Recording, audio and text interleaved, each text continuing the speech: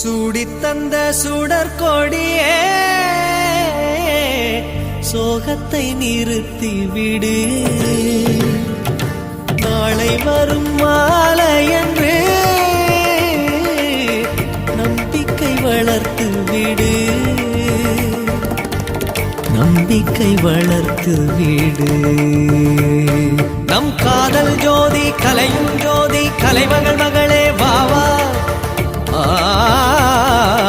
காதல் ஜோதி கலையும் ஜோதி